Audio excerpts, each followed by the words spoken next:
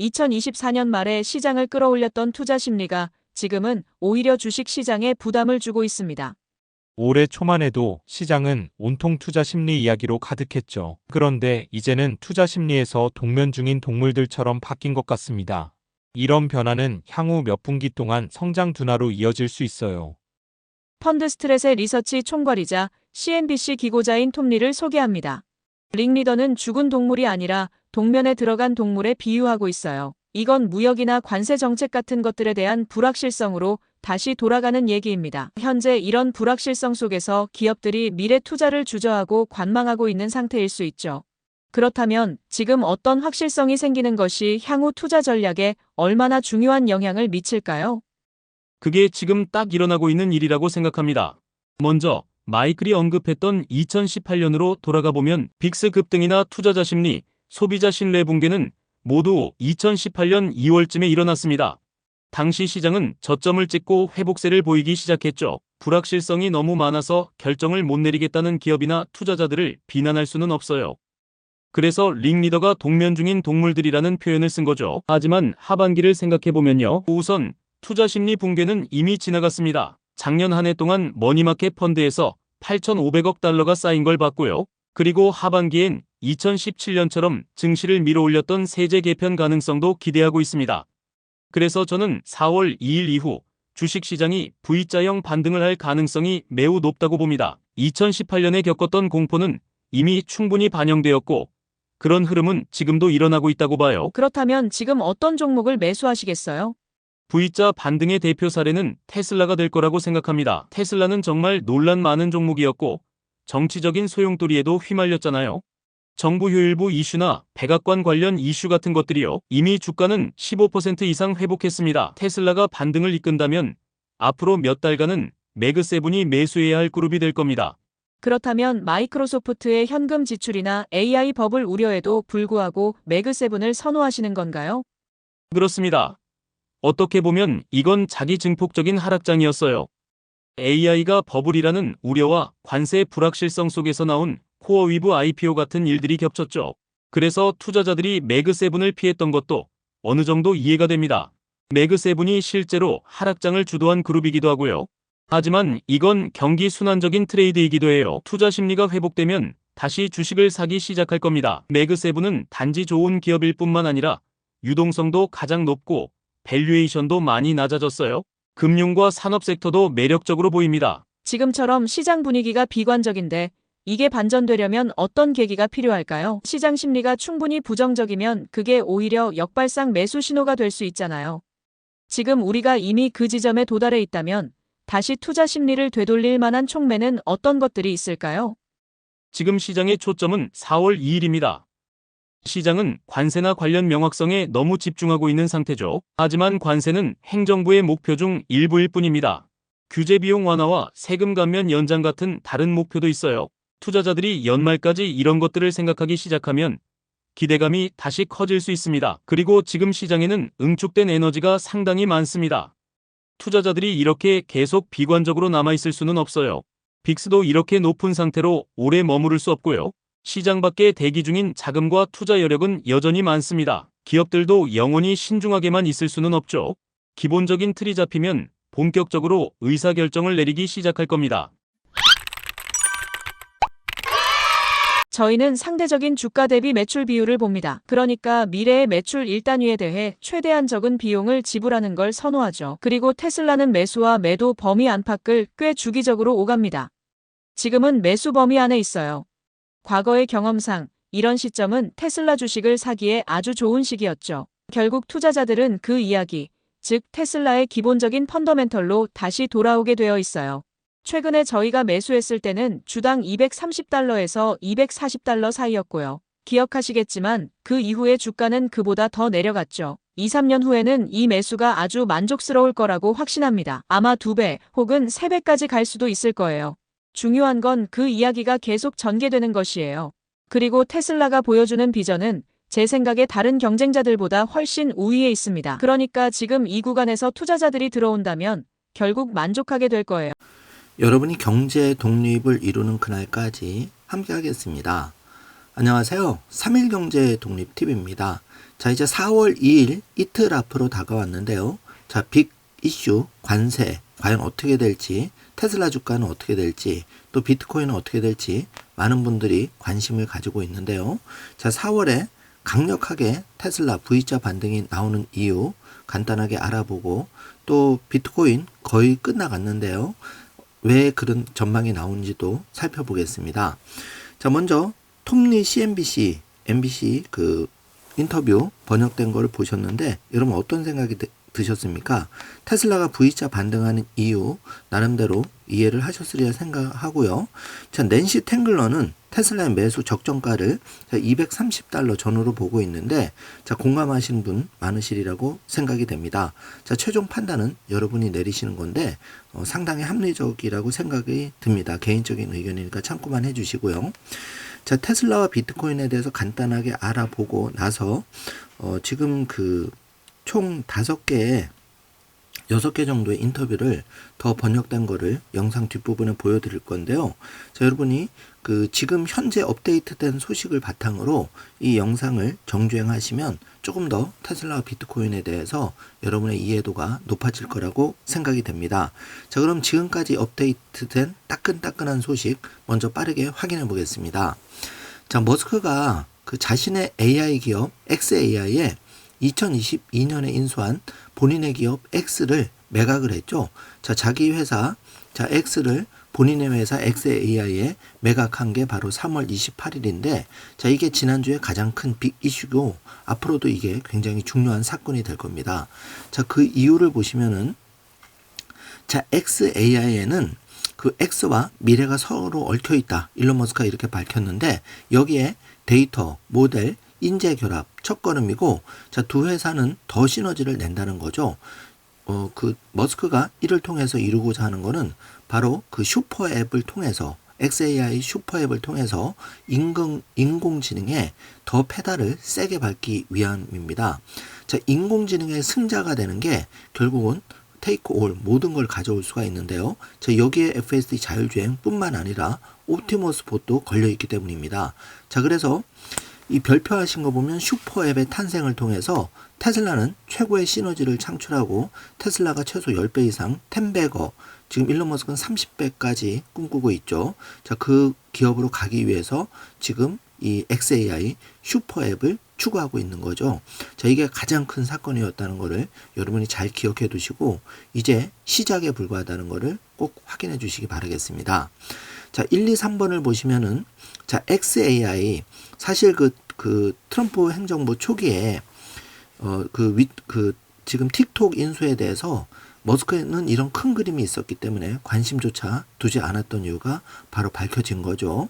자, 솔직히 xAI에는 X의 그 실시간 데이터가 통합이 되는 거고, 여기에 테슬라의 전 세계 700만 대 그 자율주행 리얼월드 AI 데이터가 지금 30억 마일 이상이 지금 그 결합이 되는 거죠. 이렇게 되면 자, 어마어마한 시너지가 나는데, 여기에 테슬라가 가지고 있는 그 xAI 그 GPU H100 100만 개가 이제 완성이 되면 정말 전 세계의 그 테슬라를 따라잡기는 어렵습니다. 강력한 해자가 구축된다고 봐야 되겠죠. 자, 그래서 CNN은 이제 보도 자료를 통해서 2번 보시면 X의 놀라운 반등의 요인에는 바로 이렇게 xAI와 X의 시너지 효과, 자, 이거를 이제 예견을 하는 거죠. 그리고 3번 보시면 트럼프 행정부에서 그 머스크는 연방 정부 운영에 큰 영향력을 행사하고 있는데, 자, 이걸 통해서 이제 그 머스크가 한 가지 부족했던 점, 바로 그 정부의 그 전폭적인 지원, 이게 이제 바이든 정부에서는 정말 박해를 받았죠. 이게 이제 트럼프 행정부의 꽃길이 펼쳐진다는 겁니다. 자, 그래서 지금 그 머스크한테 찍힐까봐 글로벌 기업들이 슬쩍 X에 광고를 재개하고 서로 경쟁을 하고 있는데요. 자, 머스크 한마디에 주가가 폭락한 리스크가 지금 너무 큰 거죠.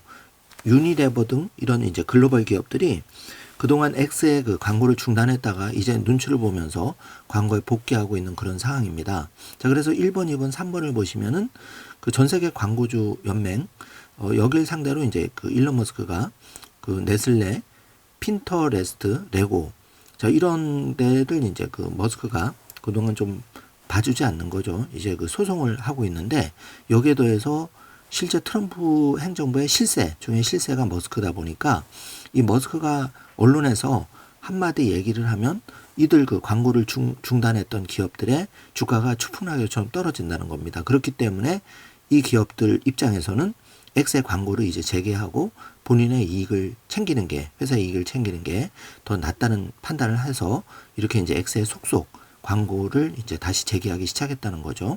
자, 여기에 더해서 이 마가, 미국을 다시 위대하게 성향 기업들이 X 광고를 대거 늘리고 있는 것도 머스크에겐 호재인데, 자, 이게 그 X의 기업 가치도 올려주지만, 자, X가 XAI에 통합되면서 이제 머스크가 꿈꾸는 그 인공지능 그 전 세계 가장 뛰어난 기업이 바로 XAI, 머스크의 기업이 되는 거고, 이를 통해서 테슬라와 그 옵티머스 봇의 그 기업 가치 향상은 불을 보듯 뻔한 미래가 지금 펼쳐지고 있습니다. 자, 큰 틀에서 이걸 이해하셔야 우리가 이제 이 4월 2일 이런 이슈에서 사실은 조금 넓게 보는 그런 시야가 생긴다고 생각해서 제가 이 자료를 준비를 했고요. 자, 머스크가 2022년 인수한 X, 본인 회사를 이제 통합을 한 거죠. 그래서 결론은 인공지능의 영역을 크게 키우기 위해서 일론 머스크의 큰 그림, 사실 이거를 그다지 많이 주목하지 않지만 이게 이제 어마어마한 혁명적인 일이 될 겁니다. 여러분 한번 두고 보시기 바라겠습니다. 그래서 머스크의 XAI의 그 X를 매각한 거는 바로 슈퍼앱을 탄생시킨 건데, 이를 통해서 자, 1, 2, 3번으로 정리가 되는데요. 테슬라의 전기차에 곧 그록 이제 3가 나왔고 그록 4가 나오는데, 여기에 이제 그 FSD 14 버전까지 그 결합이 되면 정말 테슬라의 전기차는 이제 전 세계 어디에 내놔도, 지금 중국에서 이미 그 FSD 자율주행에 각광을 받고 있고, 유럽은 이제 5월 정도에, 빠르면 5월 정도에 그 FSD 자율주행이 이제 풀리는 거죠. 여기에 6월 달에 미국 텍사스 오스틴의 비감독 자율주행 이제 기름을 붓고 있습니다. 자, 그런데 이제 2번 보시면 그 도지코인은 이제 우리가 좀 관심을 가져봐야 되는데, 도지코인이 이제 600원까지 올라갔다가 지금 250원대 반토막 이하가 이제 이상이 난 거죠.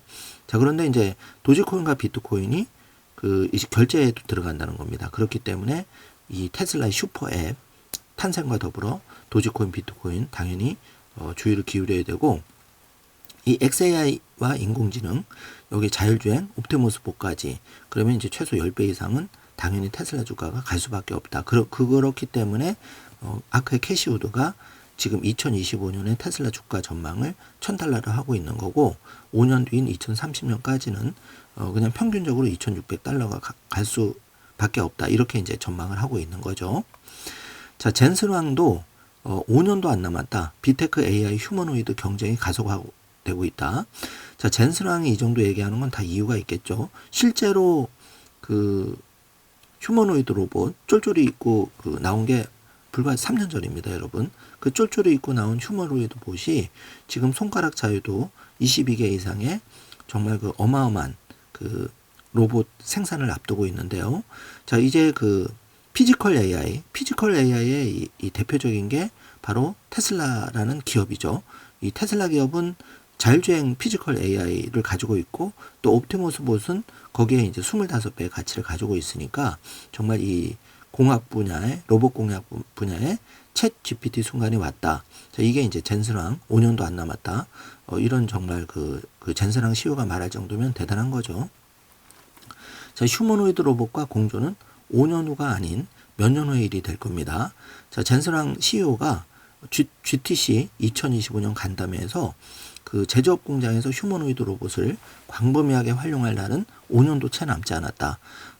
사실 젠슨왕, 우리 엔비디아도 경제독립 씨앗으로 관찰하고 있지만, 그 테슬라의 그 옵티머스 봇과 결국은 젠슨왕의 그 시뮬레이션 로봇 시스템, 이게 이제 결국은 양대 축이 되면서 결과적으로는 이제 테슬라의 옵티머스 봇이 최종 승자가 되긴 하겠지만, 어쨌든 이제 좋은 경쟁 관계를 형성하리라고 보고 있고요.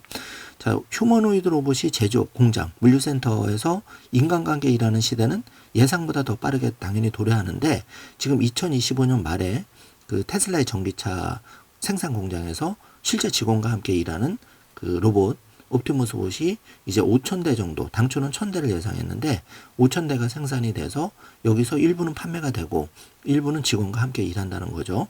그리고 내년부터는 10,000대 이상, 그리고 궁극적으로는 이제 100만 대를 보고 있습니다. 그래서 일론 머스크는 올해 수천 대를 생산해 실질적인 용도로 활용한다. 그리고 연말부터는 옵티머스를 외부 고객에게 판매할 것이다. 자, 여기에 이제 이 지금 덤블링을 하는 그 로봇은 그 우리 현대기아차의 그 보스턴 다이나믹 그 로봇이죠. 자, 여기 로봇도 굉장히 빠르게 되고 있고, 저도 국민의 한 사람으로서 이 현대차 그리고 이 보스턴 다이나믹사가 더 분발해 주기를 응원하고 있습니다. 자, 테슬라가 6년 만에 사우디 시장도 진출했는데, 여러분 사우디 시장은 잘 아시다시피 그 리비안 루시드, 특히 루시드가 이제 사우디 그 투자를 받아서 활약을 했는데, 자, 얼마 전 몇 개월 전에 이제 루시드의 그 CEO는 물러났고, 여기에 이제 테슬라가 6년 만에 사우디 시장에 진출해서 이 시장도 확장을 해나간다는 거죠. 자, 굉장히 테슬라는 잘하고 있습니다. 자, 머스크의 칩 1호 환자가 생각만으로 체스를 두며 1년째 삶을 살고 있는데, 자, 이게 이제 그 머스크의 뉴럴링크죠. 자, 스페이스 X만 있는 게 아니라 머스크는 뉴럴링크 이 회사도 있고 보링 컴퍼니도 있죠. 자, 그래서 이 머스크의 그 잠재력, 그러니까 그 관세 전쟁 뭐 이런 거는 사실은 영향을 안 받을 수는 없지만, 지금 테슬라의 그 잉여 현금이라든지 머스크의 그 관련한 기업들이 워낙 그 뛰어난 기업이 많아서 사실 이런 거를 이제 당연히 그 위기를 극복하고 그 머스크가 테슬라를 그 세계적인 기업으로 우뚝 서게 한다는 데는 전혀 의심할 수가 없는 거죠. 자, 시그널 게이트에 궁지 몰린 백악관이 머스크에게 조사를 맡긴다. 자, 트럼프 대통령의 신뢰, 지금 머스크의 도지 그 위원장 활동, 얼마나 신뢰가 강하면 이 머스크의 이런 일까지 지금 조사를 맡긴다. 그만큼 신뢰가 크지 않으면 이렇게 할 수가 없는 거죠. 지금 트럼프 대통령도 그렇고 미국 행정부가 그 머스크에 의존하는 현상이 더 많이 일어나고 있습니다. 지난 제가 영상에서 여러 번 좀 알려드렸지만은 지금 이게 생각보다 강하게 머스크에게 이제 드라이브가 걸리는 거죠. 자, 그 말은 뒤집어 보면 트럼프도 그렇고 트럼프 행정부도 그렇고 머스크의 그 각 장관들 빚이 많을수록 결국 머스크 말을 들을 수밖에 없는 그런 우호적인 환경이 조성될 수밖에 없는 거죠. 자, 그런데 여기에 더해서 한국으로 보면은 좀 안 좋은 소식인데, 머스크 비장의 무기 스타링크가 한국 통신시장 판을 통째로 흔드나. 자, 이거 정말 충격적인 기사인데요. 전 세계 가입자 500만 명을 확보한 스페이스X 저궤도 위성 통신 스타링크가 한국 진출을 코앞에 두고 있는데요. 자, 사람들은 냉정합니다. 자, 내가 가성비가 좋으면 내 지갑에서 돈이 나가는 거는 우리가 SKT를 쓸래, KT를 쓸래, 스타링크를 쓸래 했을 때 여러분 그 선택의 기준이 뭐죠? 일단은 내 지갑에서 돈이 적게 나가면서 가성비가 좋은 통신사를 선택할 수밖에 없는 거죠. 자, 그런 의미에서 이 스타링크가 전 세계 가입자 500만 명을 이미 확보했는데, 자, 이게 한국 시장에 진출하면 정말 그 국민의 한 사람으로서는 걱정이 되고 개인적으로는 많이 기대가 됩니다. 저도 지금 스타링크 가성비가 좋게 나온다면은 지금 갈아타는 거를 개인적으로 고민하고 있는데요. 자, 스타링크가 올 상반기에 한국을 상륙하는 겁니다. 그 상륙이 이제 거진 기정사실화되고 있는데요. 자, 이렇게 되면은 그 장점도 있고 단점도 있겠죠. 단기적으로는 충격이 오겠지만 장기적으로는 한국도 이 적게도 그 위성 사업에 뛰어들 수가 있겠죠. 자, 그렇게 되면 그 중국의 테슬라 전기차가 그 진출을 해서 중국의 BYD나 그 샤오펑이나 이런 전기차 기업들을 키웠듯이 그 스타링크가 한국의 어떤 그 우물한 개구리식 시장에서 하나의 그 매개 역할을 해서 한국도 같이 발전이 됐으면 좋겠다는 그런 생각을 잠깐 가져보았습니다. 자, 머스크의 그 미 정부 사업 줄줄이 수주하는 지금 논란이 일고 있는데, 자, 그럴 수밖에 없는 거죠.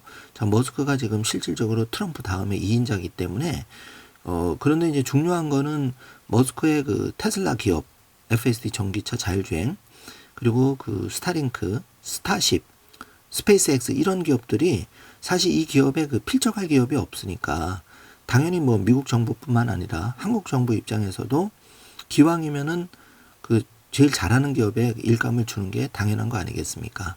그렇기 때문에 지금 뭐 관세 전쟁 여파다, 또 뭐 도지 활동에 따른 그 머스크의 공격, 전 세계 공격 이런 거는 하나의 시간이 지나면 당연히 해결될 일이라고 생각하고 있습니다. 자, 그리고 중국에서 이제 이 기사인데요. 중국에 지금 FSD가 진출을 해서 이제 자율주행 구독료를 이제 곧 받게 되는데, 자, 중국 스스로가 차이신에 따르면은 리창 알리바바 클라우드 부총재 테슬라 FSD에 대해서 중국 국내 인류 기업들이 보유한 컴퓨팅 파워는 테슬라의 일부에 불과하다. 그래서 테슬라는 더 많은 컴퓨팅 파워를 갖고 있다. 더 많은 혁신 및 시행착오 기회를 갖고 있다. 그러면서 차이신은 익명의 소식통을 인용해서 테슬라의 완전 자율주행 FSD 능력이 중국 스마트 주행 시스템을 크게 앞서고 있어 과소평가해서는 안 된다. 자, 이게 정확한 중국의 그 테슬라에 대한 평가죠. 이미 중국은 그 테슬라 FSD 자율주행에 있어서 그 BYD는 뭐 경쟁 상대가 당연히 안 되는 거고, 그 샤오펑 그 중국 업체의 자율주행 기술력은 테슬라에 한참 미달되는 게 이미 속속 증명이 되고 있는 상황입니다. 그렇기 때문에 그 테슬라가 이제 관세 이슈가 조금 잦아들면 테슬라의 그 V자 반등 강하게 나올 수밖에 없는 그런 상황이고, 최근에 이 테슬라의 주가 흐름은 굉장히 강하게 그 200달러 초반 그리고 250달러까지 강하게 지금 방어를 하는 그런 모습이 다 이런 데서 이유가 있는 거죠. 자, 그래서 우리가 이제 선택의 순간이 오는데, 서학개미는 지금 원픽으로 테슬라를 계속 줍줍하고 있고, 여기에 이제 추가 하락에 따라서 저가 매수로 대응하고 있는데, 자, 여기 보시면은 그 1, 2, 3, 4번을 봐주시면 테슬라의 그 12월 17일 그 최고가는 장중에는 12월 18일 488달러까지 갔었고, 종가 기준으로는 479달러가 이제 그 새로운 전고점이죠. 여기서 이제 테슬라 주가는 지금 260달러대를 기록하고 있는데, 자, 2번을 보시면은 그 뉴스트리트 리서치는 465달러를 제시했고, 켄터 피츠제럴드, 자, 이거는 이제 러트렉 상무장관이 회장으로 있었던 그 회사입니다. 여기는 425달러를 제시하고 있고, 웨드부시 그 데나이브스는 550달러를 제시하고 있는데, 자, 그 캐시우드 2023년, 2024년 테슬라 주가 정확하게 맞췄는데, 일론 머스크가 이제 캐시우드는 가장 정확하게 테슬라를 평가한다고 인정을 했는데, 이 캐시우드가 1000달러를 예상하고 있는 거죠. 자, 그렇기 때문에 이 3번 보시면 개인이 한국의 그 서학개미들이 이달만 그 테슬라를 ETF 포함해서 2조 2천억 원을 매집을 했는데, 물론 이제 개인이 선택할 일이지만 그 결국 나는 어떤 선택을 할 것이냐, 여기서 어려운 순간을 많이도 아니고 연말까지만 좀 참고 견디면 굉장히 확률은 올라가는데, 테슬라와 비트코인에 대해서 우리가 이런 큰 비전을 가지고 지금 크게 돌아가는 판을 보고 정확하게 보고 그 캐시우드의 테슬라 1000달러 예상 모아가는 것도, 연말까지 테슬라와 비트코인의 나의 부족한 수량을 꾸준히 모아가면서 안 파는 것도 하나의 대단한 개인적 능력이라고 개인적으로 생각하고 있습니다. 여러분이 어떤 선택을 하실지는 이제 경제 독립에서 여러분이 이제 그 과실도 가져가는 거라는 사실을 좀 기억해 주셨으면 좋겠고요. 자, 지금 그 일론 머스크는 모든 AI 그 회사에 전쟁을 선포했는데, 그게 방금 우리가 확인한 xAI와 테슬라 FSD 로보택시, 옵티머스 봇, 자, 이것을 통한 그 수직 통합 생산 능력까지 갖췄기 때문에 결국은 인공지능에서 최종 승자, 그게 이제 xAI 테슬라가 될 건데, 일론 머스크가 이를 통해서 결국은 전 세계 M7 그 모든 합친 주식보다 테슬라의 시총을 최대 30조 달러, 그러니까 지금의 30배로 쉽지 않지만 가능하다, 이렇게 밝힌 자신감의 근거는 바로 이런 것이고, 이게 이제 그 속속들이 차질 없이 진행이 되고 있는 것이죠. 자, 이걸 잘 체크하셔야겠습니다. 자, 그래서 그 잠깐 비트코인 살펴보면 기다리는 시간은 거의 끝났다. 그 라울 팔이 이제 이런 얘기를 했는데, 라울 팔은 여러분 아시다시피 산전수전을 다 겪은 분이죠. 그래서 이 표를 보시면 글로벌 M2 통화량이 그 지금 이 그래프가 지금 올라가고 있죠. M2 통화량이 하반기로 가면서 이제 더 풀리는데, 자, 이렇게 되면 결국은 코인도 2번을 보시면 결국은 이제 반감기에 맞물려서 상승할 수밖에 없다. 이제 이렇게 보고 있는 거죠. 그렇지만 이제 이거는 단기적인 시각이고, 장기적으로 봤을 때 그 비트코인의 가치는 그 마이크 세일러, 잠시 뒤에 여러분 마이크 세일러의 번역 영상을 보실 텐데, 자, 마이크 세일러는 2045년, 그러니까 20년 뒤에 비트코인 가격을 1,300만 달러 하나로 약 190억 원 정도로 보고 있는 거죠. 자, 그렇게 뒤집어서 생각해 보면 지금 1비트코인 가격이 자, 1억 2천만 원. 이거는 이제 너무 저렴하게 거래가 되고 있다. 이렇게 판단이 됩니다. 자, 여기 이제 이 한 장의 사진이 테슬라, 내가 어떤 선택을 하실까를 잘 보여주고 있는데요. 자, 여러분 놀라지 마십시오. 자, 이 사진이 대한민국의 하남에 있는 그 대형 매장에서 지금 한국에 상륙한 테슬라의 뉴 모델 Y를 보기 위해서 기다리는 사람들의 줄이 이렇게 까맣게 복도를 채우고 있는 모습을 보고 있습니다. 자, 이거는 누가 시켜서 이렇게 되는 게 아니고요. 자, 테슬라의 브랜드 가치, 그 테슬라의 혁신적인 제품을 전 세계인들, 특히 가장 혁신적인 그 마인드, 사고를 가지고 있는 가장 그 스마트된 그 국민들이 바로 대한민국 국민들인데, 이 똑똑한 대한민국 국민들이 테슬라의 뉴 모델 Y를 보기 위해서 이렇게 길게 줄을 서서 기다리고 있는 모습이 바로 테슬라의 그 미래를 말해주고 있고, 자, 이 한 장의 사진이 우리의 그 4월 2일 이런 그 이슈들 잘 극복하게 할 수 있는 힘이 될 수 있을 거라고 조심스럽게 생각을 해봅니다. 자, 여러분, 이 테슬라의 그 모델들 지금 줄비하게 서 있는 모습을 보면서 이 테슬라의 미래에 생각보다 빠르게 다가올 수가 있습니다. 자, 오늘 하루도 용기를 내시고요. 요번 한 주가 이제 그 어떻게 보면 변동성이 가장 심한 한 주가 될 텐데, 테슬라도 그렇고 비트코인도 그렇고 누구나 쉽다면은 경제 독립을 다 쟁취할 수 있겠죠. 100명 중에 한두 명만이 그 길에 다다를 수가 있는 겁니다. 자, 방송을 들으시는 여러분이 그 주인공이 되시기를 힘차게 응원하면서 오늘 활기찬 월요일 되시길 바라겠습니다.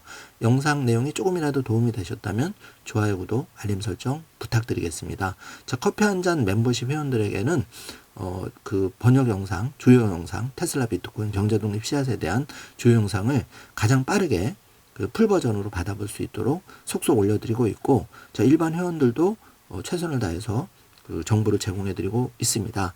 자, 여러분의 그 구독 버튼, 좋아요, 응원이 어려운 환경에도 그 영상 제작에 큰 힘이 된다는 사실을 여러분이 꼭 그 확인해 주시길 바라고요. 여러분의 응원으로 3일 경제독립TV는 어려운 환경에서도 조금씩 성장해 나가고 있습니다. 진심으로 감사를 드리겠습니다. 오늘도 좋은 하루 되세요. 감사합니다. 대통령님, 감사합니다. 우리는 요즘 사기, 낭비, 그리고 남용에 대한 이야기를 많이 듣고 있습니다. 국가의 낭비와 남용 사례가 심각하지만 그보다 더 엄청난 규모의 사기꾼들도 존재합니다. 일론, 협력해 주셔서 정말 감사합니다. 도지팀에도 감사를 드립니다. 당신은 우리 정부 내에 엄청난 규모의 사기를 밝혀냈고, 우리는 그들을 반드시 기소할 것입니다. 우리는 지금 여기 앉아있는 모든 기관들과 함께 일하는 내부 TF를 꾸렸습니다. 누군가 사기를 저질렀다면 반드시 추적해서 처벌할 것입니다. 일론, 이 부분도 도와줘서 감사합니다. 폭력 범죄와 관련하여 트럼프 대통령님의 지시에 따라 우리는 다시 사형제를 추진하고 있습니다. 전국적으로 발생하는 끔찍한 폭력 범죄자들은 연방 차원에서 사형에 처해질 것입니다. 그리고 마약 밀매업자들은 이 나라에서 사라져야 합니다. 왜냐하면 우리는 끝까지 추적할 것이기 때문입니다. 우리는 전국에 걸쳐 94명의 훌륭한 연방검사들을 배치할 것이며, 모든 범죄자는 법이 허용하는 최대한의 형량으로 처벌될 것입니다. 저희도 일론과 도지의 협력에 감사드립니다. 우리 보건복지부에서는 예산 쪽에서 놀라운 수준의 낭비를 찾아냈습니다. 바이든 행정부 시절 보건복지부 예산은 38% 증가했고 직원 수는 17% 증가했습니다. 그런데도 국민 건강은 더 악화됐습니다. 저희는 40개의 통신부서, 40개의 조달부서, 40개의 인사부서가 있었습니다. 그런데 그들끼리 서로 소통조차 하지 않았습니다. 일론 머스크의 도움으로 이런 중복 구조를 제거하고 부서를 효율적으로 정비하고 있습니다. 우리는 다시 최고의 기준을 제공하는 방향으로 돌아갈 것입니다. 연구비는 관료들이나 행정 책임자들에게 가는 것이 아니라 과학자들과 환자들에게 직접 지원될 것입니다.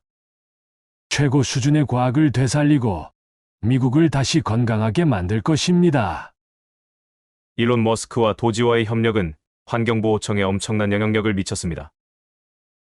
도지팀은 정말 유능해요. 그들이 없었다면 이 일을 해낼 수 없었을 겁니다. 트럼프 대통령님 지시에 따라 우리는 모든 예산의 마지막 한 푼까지 확인하고 있습니다. 5만 달러든 500만 달러든 220억 달러든 마지막 1센트까지 확인하고 절약할 겁니다. 이 일을 미국 국민을 위해 수행할 기회를 주신 대통령님께 감사드립니다. 제가 꼭 말씀드리고 싶은 게 있습니다. 여러분 모두에게 감사드리고요. 특히 일론, 당신에게 감사드립니다. 당신이 이 끔찍한 상황 속에서 많은 일을 겪었다는 걸 알고 있습니다. 일론은 애국자입니다. 제가 확실히 말씀드릴 수 있는 건 그는 제 친구라는 겁니다. 그는 이제 제 친구가 되었습니다. 그는 선거에서 저를 지지해줬습니다. 그때 저는 그를 제대로 알게 됐죠. 첫 번째 임기 때도 그를 조금 알긴 했지만 그렇게 깊게 알진 못했습니다. 하지만 무엇보다도 그는 애국자입니다. 그는 한 번도 자기 이익을 생각해 본 적이 없습니다. 일론은 저한테 어떤 것도 요구한 적이 없습니다. 요구할 수도 있잖아요. 제가 항상 말합니다. 일론이 언젠가 나한테 뭘 부탁하게 될까? 물론 언제든 바뀔 수도 있는 거지만요. 만약 바뀐다면 여러분께 알려드리겠습니다. 하지만 일론은 저에게 단 한 번도 무언가를 요구한 적이 없습니다. 제가 전기차 의무화를 폐지했잖아요. 그게 일론에게 어떤 영향을 줬는지 솔직히 잘 모릅니다. 아마 좋지는 않았겠죠. 그런데도 그는 아무것도 요구하지 않았습니다. 이건 정말 대단한 태도라 생각합니다. 지난주에 그들이 하는 일을 보고 저도 행동에 나서야겠다고 생각했습니다. 그래서 이렇게 말했죠. 일론은 정말 놀라운 제품을 만들고 있다. 우리가 나서서 사람들에게 말해야 한다. 그런 짓을 해서는 안 된다고. 그리고 우리는 그를 지지해야 한다. 사람들은 그를 지지해야 합니다. 그가 이런 일을 하지 않았다면 지금 이런 어려움을 겪을 이유도 없었을 테니까요. 그래도 저는 이 상황이 점점 나아지고 있다고 생각합니다. 애국자 일론, 당신이 해준 일에 정말 감사드립니다. 정말 고맙습니다.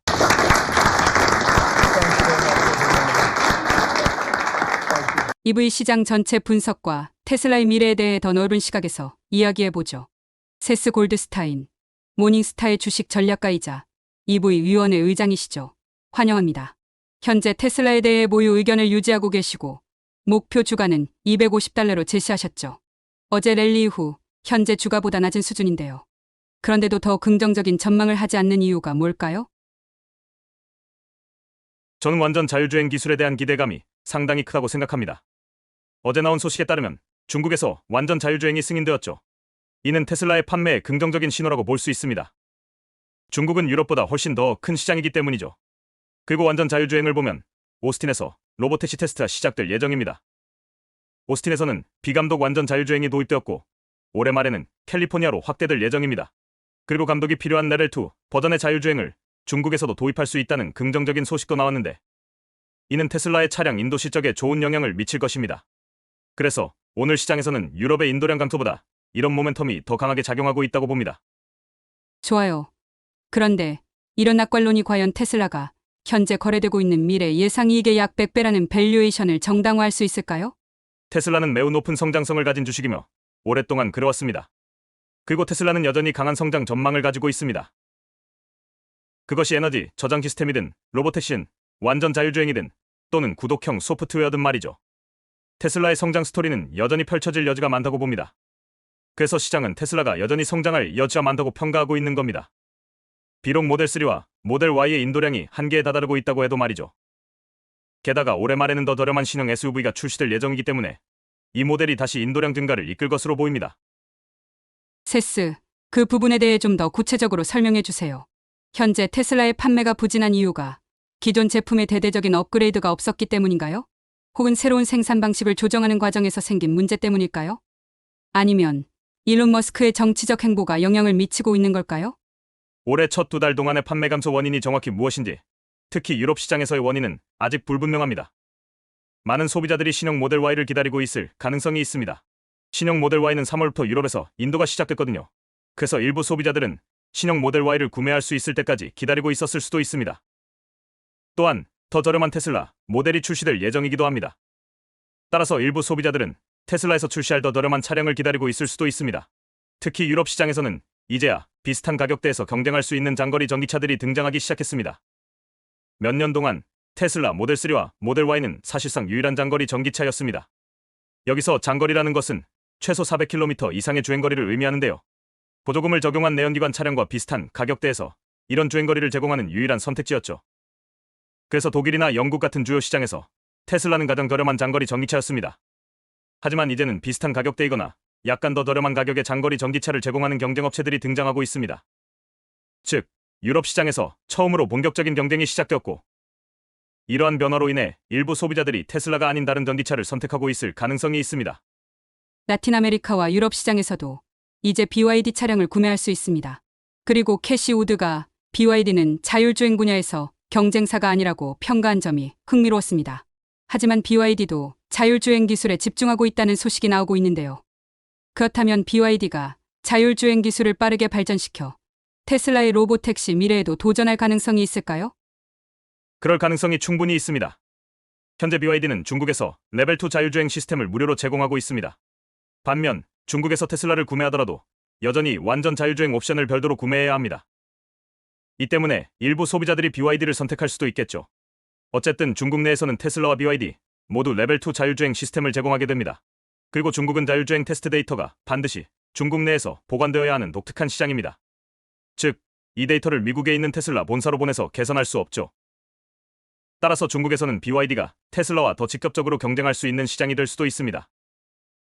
하지만 미국이나 유럽 시장을 보면 로보택시 경쟁 측면에서 테슬라는 BYD보다는 알파벳의 웨이모와 더 직접적인 경쟁 관계에 있다고 생각합니다. 현재 테슬라 주가는 당신이 제시한 $250 목표가보다 높은 수준에서 거래되고 있습니다. 그렇다면 당신은 보유 의견을 유지하면서 추가적인 변동성을 대비하고 계신 건가요? 테슬라 주식이 계속 우상향하는 흐름을 보여줄 날이 올까요? 만약 앞으로 몇 달 또는 몇 분기 동안 긍정적인 뉴스가 지속적으로 나온다면 테슬라 주가는 다시 상승 랠리를 보일 수도 있습니다. 하지만 지난해 12월 중순 테슬라 주가가 $400 후반대까지 올랐을 때 우리는 테슬라의 강력 매도 등급을 부여했습니다. 당시 우리는 테슬라를 매도해야 한다고 봤습니다. 왜냐하면 대부분의 긍정적인 뉴스가 이미 주가에 반영되어 있다고 판단했기 때문입니다. 시장이 너무 낙관적으로 주가를 평가하고 있었던 것이죠. 로보택시 사업의 가치를 평가할 때도 우리는 일부 낙관적인 전망보다 보수적인 밸류에이션을 적용했습니다. 왜냐하면 로보택시는 더 저렴한 가격대로 운영될 것이고 이는 테슬라가 공략할 수 있는 총 시장 규모와 수익성에 영향을 줄 수 있기 때문입니다. 또한 테슬라는 우버처럼 단순히 30%의 수수료만 가져가는 방식이 아니라는 점도 고려해야 합니다. 테슬라는 운영 비용도 직접 부담해야 하며 이는 추가적인 고정 비용이 발생하는 사업 모델입니다.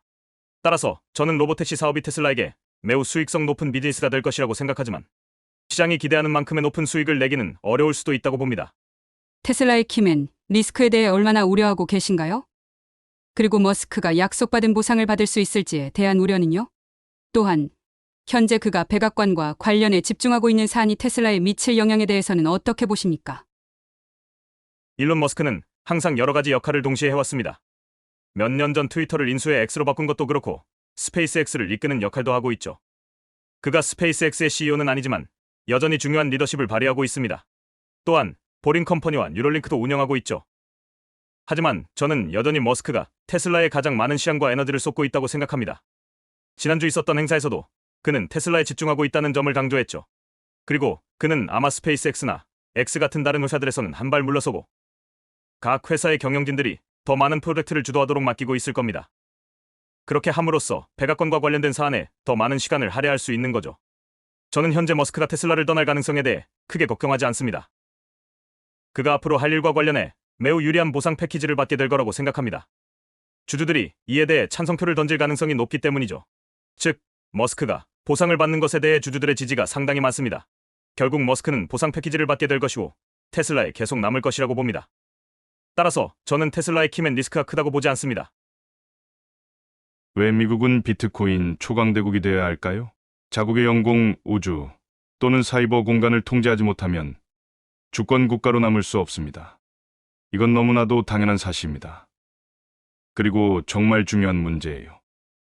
여기서 우리는 단순히 돈을 조금 버는 이야기를 하는 것이 아닙니다. 우리는 미국의 삶의 방식을 지키는 것에 대해 이야기하고 있습니다. 초강대국은 핵심 네트워크를 장악해야 합니다. 단순히 여기서 런던으로 비행할 수 있어야 하는 것이 아닙니다. 뉴욕에서 시카고까지도 비행할 수 있어야 합니다. 첫 번째 걸프전에서 무슨 일이 있었는지 보면 우리는 단 일주일 만에 이라크 영공을 장악했습니다. 이라크는 완전히 기능을 상실했습니다. 일부 사람들은 단 48시간 만에 기능이 정지되었다고도 말합니다. 미국이 영공을 통제하지 못하게 되면 이 나라는 48시간도 제대로 작동하지 못할 것입니다. 우리는 이를 어떻게 보호해야 할까요? 우리는 공군 기지가 있고 군용 항공기가 있습니다. 이것은 계속 발전하고 있으며 앞으로도 진화할 것입니다. 드론과 매우 정교한 방어 시스템이 존재합니다. 우리는 해상 항로를 개방해야 합니다. 이것은 1000년 동안 변하지 않은 진리죠. 카르타고인들은 이 사실을 알고 있었습니다. 그래서 로마가 그들을 멸망시켰죠.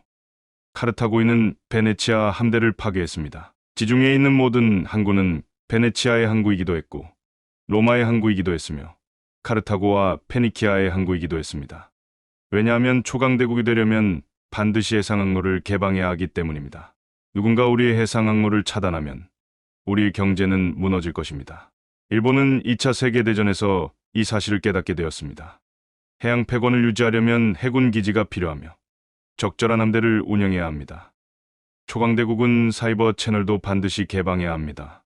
그게 무슨 뜻일까요? 이는 디지털 정보가 오가는 통신 채널을 의미합니다. 하지만 그것은 디지털 에너지가 오가는 채널이기도 합니다. 저는 단순히 신호를 전달할 수 있어야 할 뿐만 아니라 100억 달러 규모의 자금도 이동시킬 수 있어야 합니다. 저는 단순히 전 세계적으로 사이버 채널을 개방하는 것만이 아닙니다. 뉴욕과 도쿄 사이에서 정보를 주고받거나 에너지를 이동시키고 싶은 것만이 아닙니다. 만약 미국 내에서 사이버 공간을 통제하지 못하면 뉴욕과 시카고 사이에서도 정보를 이동시킬 수 없습니다. 사이버 공간을 잃으면 결국 디지털 경제도 잃게 됩니다. 만약 적이 여러분의 사이버 공간을 장악한다면 어떻게 하시겠습니까? 바로 어제만 해도 보셨겠지만 트위터조차 로그인할 수 없었습니다. 그렇다면 은행 계좌에 로그인할 수 없게 된다면 어떻게 되겠습니까? 사이버 패권을 확보하려면 비트코인과 채굴자들이 필요하며 그들은 ASIC 전문 채굴기를 가동하여 디지털 에너지의 장벽을 형성합니다. 그리고 그중 50% 이상이 자신이나 동맹국의 통제 아래에 있기를 바라야 합니다. 사이버 공간을 소유한다는 것은 무슨 의미일까요? 비트코인 초강대국이 되고 싶다면 우선 비트코인을 보유해야 합니다. 하지만 그것만으로는 충분하지 않습니다. 뉴욕시 전체를 소유하고 있다고 해도 뉴욕의 해상항로와 영공을 통제하지 못한다면 그것은 피로스의 승리에 불과합니다. 결국 오래 소유하지 못할 것이며 산산조각 날 것입니다. 네트워크를 반드시 통제해야 합니다. 사이버 네트워크, 즉 전 세계를 흐르는 디지털 에너지 네트워크를 장악해야 합니다. 비트코인은 영원한 자본입니다. 비트코인을 보유하면 1000년 동안 자산을 안전하게 보관할 수 있죠. 연 0.1%의 비용이 발생해도 비트코인은 1000년 동안 유지할 수 있는 자산입니다. 반면 다른 모든 장기 자본은 보통 10년에서 100년 사이에 가치가 소멸됩니다. 500년 동안 지속될 기업을 찾아보세요. 500년 동안 유지될 건물을 찾아보세요. 500년 뒤에도 지급될 채권을 찾아보세요. 500년 후에도 그대로 유지될 예술작품을 찾아보세요. 그리고 여기 있는 모든 사람들이 알고 있는 사실은 비트코인과 디지털 자본이야말로 가장 윤리적인 자본이라는 것입니다. 비트코인은 이 세상에서 여러분이 진정으로 소유할 수 있는 유일한 자산입니다. 당신이 프라이빗 키를 보유하고 있다면, 혹은 그 키가 어디에 있는지를 알고 있다면, 그 비트코인은 온전히 여러분의 것입니다. 그 누구도 여러분의 비트코인을 빼앗을 수 없습니다. 그러나 이 세상의 다른 모든 자산은 여러분보다 더 강한 누군가의 허락 아래에 존재할 뿐입니다. 그들이 빼앗기로 결정하는 순간, 여러분의 것은 더 이상 여러분의 것이 아닙니다. 사토시는 우리에게 진정한 재산권, 건전한 화폐, 주권적 화폐를 선물했습니다. 비트코인은 하나의 네트워크입니다. 하지만 그 본질은 무엇일까요? 비트코인은 세계에서 가장 강력한 네트워크입니다. 디지털 시대에서 진정한 힘의 단위는 무엇일까요? 그것은 XIC입니다. 비트코인 네트워크는 20기가와트의 전력을 사용합니다. 이것은 미국 해군 전체를 가동할 수 있는 수준의 에너지죠. 그리고 이 네트워크는 경제적으로도 가장 강력한 힘을 가지고 있습니다. 우리 회사는 비트코인 네트워크의 2.4%를 매입하는데 330억 달러를 투자했습니다. 간단히 계산해보면 이 네트워크에 유입된 실제 자본이 1조 달러에 달한다는 사실을 알 수 있습니다. 그리고 이 네트워크에는 1조 달러 규모의 스마트 머니가 뒷받침하고 있습니다. 비트코인은 전 세계에서 가장 글로벌하며 오류나 중단 없이 계속 작동하는 네트워크입니다. 비트코인 채굴에 사용되는 각각의 ASIC 칩은 수십만 대의 노트북 컴퓨터와 맞먹는 연산력을 가지고 있습니다. 이 네트워크를 공격하려면 수조, 수십조 대의 컴퓨터가 필요하겠죠. 그리고 많은 사람들이 이렇게 말합니다. 아, 이제 이해했어. 이건 네트워크 효과 때문이야. 결국 네트워크잖아. 하지만 비트코인은 단순한 메트칼프의 법칙을 따르는 네트워크가 아닙니다. 네트워크에 대해 반쯤 이해한 상태에서 하는 착각이죠. 비트코인은 네트워크의 노드 수가 증가하면서 강해진 것이 아닙니다. 비트코인은 노드 수가 아니라 네트워크로 유입되는 자본, 에너지, 그리고 대규모 연산력에 의해 강력해집니다. 비트코인은 뉴턴 물리학과 같은 뉴턴식 네트워크입니다. 다시 말해 단순한 연결망이 아니라 중력이 작용하는 태양계처럼 네트워크 내에 흐르는 거대한 자본과 에너지가 비트코인의 힘을 결정하죠. 백색외성이 우리의 행성 가까이 지나가면 그 행성의 대기를 빨아들일 것입니다. 백색외성은 같은 크기의 소행성과는 다릅니다. 전혀 다른 존재죠. 비트코인은 금융우주에서 가장 밝게 빛나는 존재입니다. 뜨겁고 강력한 에너지를 발산하는 중심체라고 할 수 있죠. 비트코인은 가장 흥미로운 자산이며 점점 더 강력해지고 뜨거워지고 밀도가 높아지고 있습니다. 그리고 전 세계의 자본이 비트코인의 궤도로 빨려 들어가고 있습니다. 어떤 종류의 자본이 흘러들어가고 있을까요? 물리적 자본, 사람들은 부동산을 팔고 있습니다. 금융자본, 사람들은 저품질 채권과 제2세계, 제3세계의 불안정한 화폐를 처분하고 있습니다. 해외자본, 사람들은 시베리아의 창고와 러시아 천연가스 채굴 권리를 매각하고 있습니다. 비트코인은 20세기의 낡은 자본을 빨아들이고 있습니다. 그리고 스마트 머니도 유입되고 있습니다. 이제 사람들은 고민하기 시작했습니다. 나는 시간이 지남에 따라 가치가 사라지거나 수많은 불확실한 위험으로 인해 파괴될 자산에 투자하고 싶은가? 아니면 내 돈을 사이버 공간에서 안전하게 보관할까? 그리고 이제는 디지털 자본이 유입되고 있습니다. AI는 은행 계좌를 만들 수 없습니다. 경제가 디지털화되면서 사람들은 빛의 속도로 돈을 이동시키고 싶어 합니다. 초당 수백만 건의 거래가 가능한 시스템을 원합니다. 연속도로 돈을 이동하는 것은 시베리아의 창고로는 불가능합니다. 천연가스나 금으로도 불가능하죠. 그리고 기존의 20세기 자산으로도 불가능합니다. 그럼 비트코인은 어디로 향하고 있을까요? 여기 오픈소스 모델이 있습니다. 기터브에서 비트코인 24라는 모델을 다운로드할 수 있습니다. 여러분이 원하는 가정을 적용해 볼 수 있습니다. 우리의 가정은 이렇습니다. 현재 비트코인은 전 세계 경제의 0.2%를 차지하고 있습니다. 즉, 비트코인의 시가총액은 현재 2조 달러입니다. 지난 20년 동안 비트코인은 연평균 60%씩 성장해왔습니다. 만약 이 성장률이 연 60%에서 20%로 둔화된다고 가정해 보겠습니다. 그렇게 되면 향후 20년 동안 비트코인의 평균 연간 수익률은 29%가 될 것입니다. 이것이 기본적인 시나리오입니다. 이 경우 비트코인의 가격은 한 개당 1,300만 달러에 도달하며 전체 네트워크의 가치는 280조 달러에 이르게 됩니다. 그러면 세상이 완전히 뒤바뀔까요? 아닙니다. 그렇다면 무슨 일이 일어날까요? 대부분의 것들은 지금과 다르지 않을 것입니다. 하지만 비트코인을 받아들인 사람들은 부자가 되고 강력한 힘을 가지게 됩니다. 반면 비트코인을 받아들이지 않은 사람들은 점점 더 약해지고 가난해질 것입니다. 그 외에는 지금 우리가 보고 있는 세상은 20년 후에도 그대로 존재할 것입니다. 비트코인의 성장을 이끈 것은 무엇일까요? 지금 이 순간 비트코인은 세상에서 가장 강력한 힘이 되고 있습니다. 비트코인은 거의 60%의 성장률을 기록하고 있으며 현재 세계에서 8번째로 큰 자산이 되었습니다. 그리고 앞으로 48개월 안에 세계에서 가장 큰 자산이 될 것입니다. 그 이유가 뭘까요? 그것은 전 세계의 스마트 머니가 위험을 피해 과거에서 미래로 불안정한 곳에서 더 안전한 것으로 이동하고 있기 때문입니다. 그리고 그들은 자본을 통해 가장 눈에 띄는 방식으로 움직이고 있습니다. 이것은 세계부의 분포를 나타낸 지도입니다. 총 900조 달러 규모죠.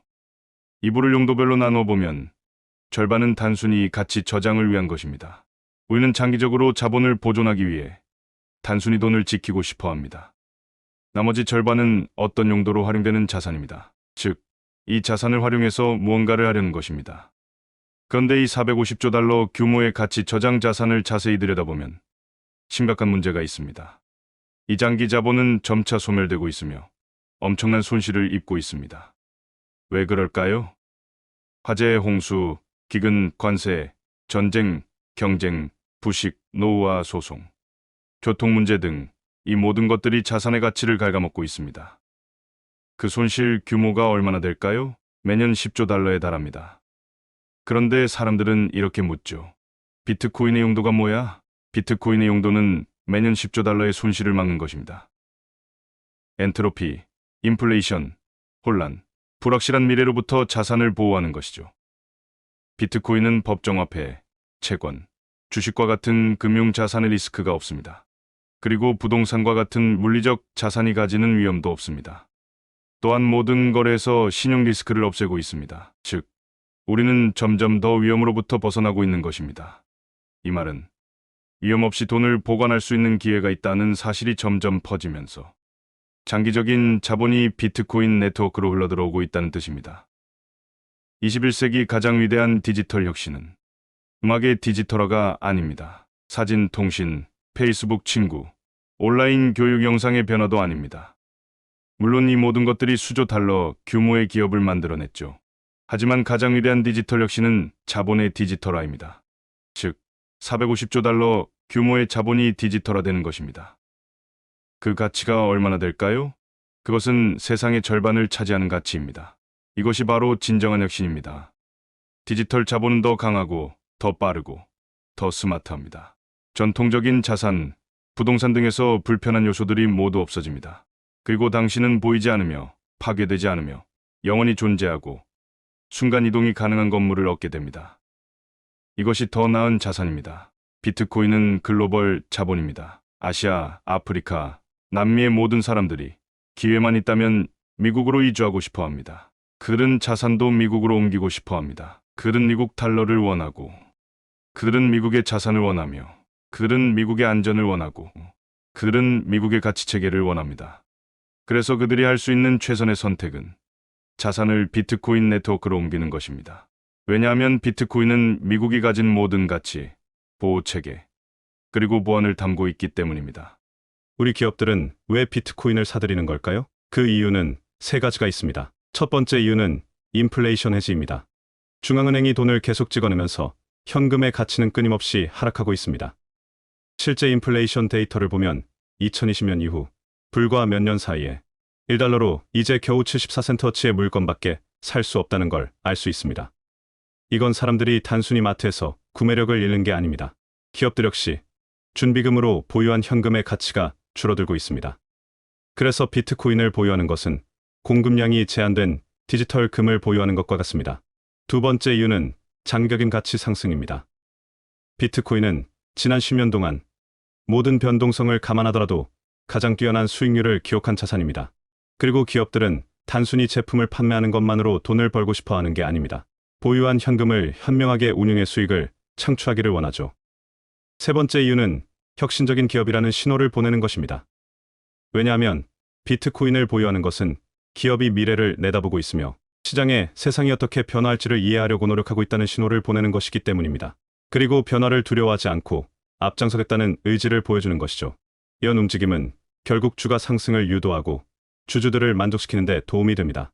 이것은 단순한 이론이 아니며 이런 전략이 사용된 것도 처음이 아닙니다. 2020년 8월로 돌아가 보겠습니다. 비즈니스 분석 기업인 마이크로스트래티지는 비트코인에 올인한 첫 번째 상장 기업이 되었습니다. 그리고 CEO인 마이클 세일러는 기업이 보유한 2억 5천만 달러를 비트코인으로 전환했습니다. 그리고 계속해서 매수했죠. 현재 마이크로스트래티지는 50만 개 이상의 비트코인을 보유하고 있는데요. 이는 현재 존재하는 비트코인의 2.4%에 해당하며 가치로 따지면 400억 달러 이상입니다. 그리고 최근 비트코인이 회사의 핵심 비즈니스 모델임을 반영하기 위해 사명을 스트래티지로 변경했죠. 그리고 2021년 테슬라가 15억 달러어치의 비트코인을 매수하며 큰 화제가 되었습니다. 그 발표만으로 비트코인 가격은 하루 만에 20% 급등했습니다. 이 사건은 비트코인을 대중적인 투자 자산으로 만드는데 중요한 계기가 되었죠. 한동안 테슬라는 비트코인을 이용해 차량을 구매할 수 있도록 허용하기도 했습니다. 그리고 스퀘어도 곧이어 뒤따랐습니다. 당시 CEO였던 잭 도시는 비트코인은 미래의 화폐다 라고 말했죠. 그렇게 비트코인을 매수하는 기업들이 계속 늘어났습니다. 코인베이스, 매스뮤추얼을 비롯한 수십 개의 기업들이 세상이 비트코인이 거품인지 아닌지를 논쟁하는 동안 조용히 매수하고 보유량을 늘려놨습니다. 그리고 이제 2025년 게임스탑이 그 리스트에 합류했죠. 이번에는 더 완벽한 타이밍에 움직이고 있습니다. 더 명확한 규제 환경 속에서, 그리고 시장을 움직일 수 있다는 걸 이미 증명한 강력한 커뮤니티와 함께 말이죠. 그리고 대통령이 비트코인이 미국의 전략적 준비 자산의 일부가 된다고 발표했습니다. 하지만 이게 실제로 가격에 어떤 영향을 미치는지 이야기해 봅시다. 왜냐하면 게임스탑의 비트코인 매수가 실제로 가격을 움직일 수 있느냐가 핵심이니까요. 단기적으로 보면 별다른 영향을 주지는 않을 겁니다. 게임스탑 주가는 오늘 아침 15% 정도 상승하긴 했지만 비트코인이 84,000달러까지 갈 거라고 정확히 예측했던 유명 투자자 조시 만델은 이번 사이클에서 비트코인이 44만 4,000달러까지 갈 거라고 말하고 있지만 정작 그는 게임스탑을 공매도하고 있다고 밝혔습니다. 즉, 단기적으로는 어떤 일이 벌어질지 아무도 확신할 수 없는 상황이죠. 하지만 장기적으로 보면 이야기가 완전히 달라집니다. 왜냐하면 비트코인의 공급량은 한정되어 있고 기업들의 현금 보유량은 어마어마하기 때문입니다. 만약 S&P 500 기업들의 1%만이라도 비트코인을 재무전략의 일부로 채택한다면 수천억 달러 규모의 자금이 비트코인 시장으로 유입될 것입니다. 그렇게 되면 공급이 줄어들고 수요가 증가하며 가격이 상승할 수밖에 없죠. 그리고 이 과정에서 비트코인의 저점 역시 점점 더 높아질 것입니다. 비트코인을 기회로 보는 새로운 투자자들이 늘어나면서 가격이 하락할 때마다 더 많은 매수세가 유입될 것이기 때문입니다. 그리고 이건 단순히 한 기업의 비트코인 매수가 중요한 게 아닙니다. 비트코인을 보유하는 것이 점점 더 정상적인 전략이 되어가고 있다는 신호입니다. ETF나 기관 투자자들이 수백만 명의 신규 투자자를 유입시키는 것처럼 기업들이 비트코인을 매수하는 것도 또 하나의 새로운 흐름이 되고 있습니다. 그리고 여기서 가장 놀라운 점이 있습니다. 테슬라는 비트코인을 몇 달 동안 보유했을 뿐이지만 그럼에도 가격에 큰 영향을 미쳤습니다. 하지만 마이크로 스트래티지는 절대 팔지 않겠다고 선언했죠. 그 말은 그들이 보유한 비트코인은 사실상 시장에서 사라진 것이나 마찬가지라는 겁니다. 심지어 마이클 세일러는 자신이 세상을 떠날 때 본인의 비트코인 프라이빗 키를 태워버릴 계획이라고 밝혔습니다. 그리고 공급이 줄어든다는 것은 결국 가격 상승 가능성이 더욱 커진다는 뜻이죠. 이제 가장 중요한 질문은 다른 기업들도 따라올 것인가? 입니다. 그리고 그 답은 그럴 가능성이 크다는 거예요. 게임스탑은 금융기업도 아니고 크립토 기반 기업도 아닙니다. 그들은 한때 낡은 소매업체로 여겨졌지만 지금은 스스로를 혁신하고 있죠. 그리고 만약 게임스탑이 할 수 있다면 다른 기업들이 못할 이유가 있을까요? AMC, 추이, 쇼피파이, 심지어 애플까지도 지금 이 상황을 매우 주의 깊게 지켜보고 있을 겁니다. 특히 게임스탑의 주가가 긍정적으로 반응하고 비트코인 보유량의 가치가 실제로 상승한다면 더욱 그렇겠죠. 하지만 가장 큰 리스크는 두려움입니다. 왜냐하면 대부분의 CEO와 경영진들은 비트코인에 회사의 자산을 투자하는 최초의 기업이 되는 것을 꺼려하기 때문입니다. 만약 가격이 하락하면 감옥에 갈 일은 없겠지만 자리에서 물러나야 할 수도 있거든요. 하지만 이제 미국 정부조차 비트코인을 매수할 예정입니다. 즉, 기업들은 더 이상 첫 번째가 될 필요도 없고 심지어 두 번째도 아닙니다. 더 많은 기업들이 비트코인에 뛰어들수록 그만큼 더 안전한 투자처럼 보이게 될 것입니다. 이것이 바로 기술의 S곡선이죠. 그리고 지금 우리는 바로 그 가속화 단계에 서 있는지도 모릅니다. 그렇다면 우리의 포트폴리오는 어떻게 될까요? 비트코인은 이제 완전히 주류로 편입되고 있습니다. 그리고 이제 시장의 이야기도 바뀌었습니다. 과거에는 비트코인이 실패하면 어쩌지? 이게 거품일까? 같은 질문이 있었습니다. 하지만 이제는 비트코인이 전 세계 주요 기업들의 대차대조표에 포함된다면? 이라는 질문으로 바뀌었죠. 여전히 비트코인은 투자자들이 말하는 비대칭적 기회입니다.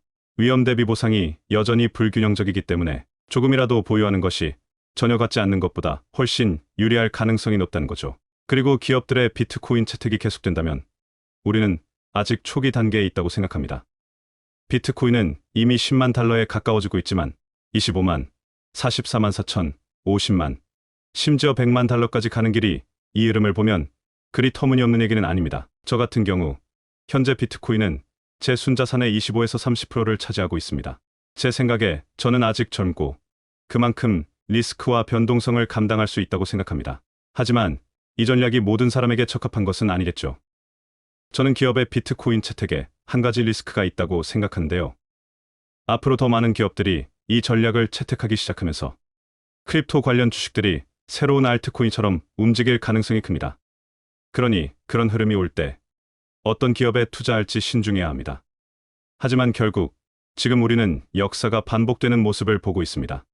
처음에는 금이 준비 자산이었고 그 다음에는 현금이었습니다. 이제는 비트코인이 새로운 준비 자산이 될 가능성이 있습니다. 특히 우리 세대에서 말이죠. 그리고 이제 게임스탑이 비트코인을 이사회 자산으로 만들었습니다.